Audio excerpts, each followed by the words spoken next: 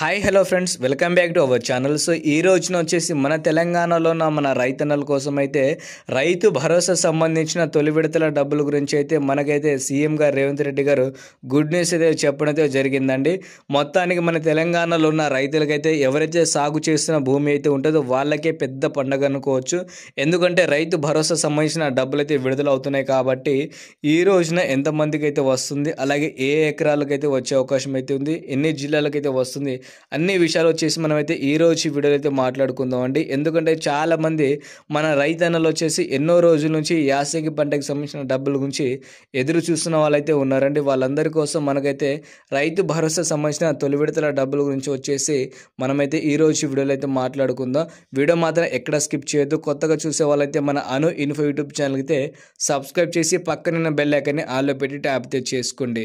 ఓకేనా, ఇక మనమైతే నెక్స్ట్ డైరెక్ట్గా పాయింట్ అయితే మాట్లాడదాం. మన తెలంగాణలో ఉన్న రైతుల కోసం అయితే కాంగ్రెస్ ప్రభుత్వం ఏదైతే తీసుకొచ్చిందో రైతు భరోసా పథకం, ఈ పథకం ద్వారా మన తెలంగాణలో ఉన్న వారికైతే 15,000 రూపాయలు ఒక ఎకరానికి పెట్టుబడి సాయం కింద ఇస్తామని మనకైతే సీఎం గారు రేవంత్ రెడ్డి గారు ఎలక్షన్ ముందైతే హామీ అయితే ఇచ్చారు కదా.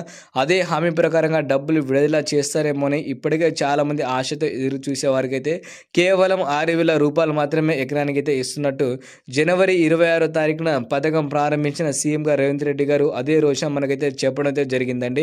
ఎందుకంటే మన తెలంగాణలో ఇచ్చేసి ఇప్పుడు ఏదైతే ఆర్థిక ఇబ్బందులు అయితే ఉన్నాయో వాటికి కారణంగానే మనకైతే రైతు భరోసాలో ఈ డబ్బులు అయితే తగ్గించామని మనకైతే సీఎం గారు రేవంత్ రెడ్డి గారు అదే రోజున చెప్పడం అయితే జరిగిందండి. కాకపోతే చాలామంది రైతన్నులు ఏమంటున్నారంటే రైతు భరోసా తగ్గిస్తేనే మన ఆర్థిక ఏదైతే ఉందో అది ఇబ్బంది లేకుండా ముందుకైతే వస్తుందా అని చాలామంది వ్యతిరేకంగా అయితే ఉన్నారండి. ఎందుకంటే రైతులకు అండగా ఉంటామని గతంలో హామీ ఇచ్చిన వాళ్ళు ఇప్పుడు ఇలా చేస్తున్నారు.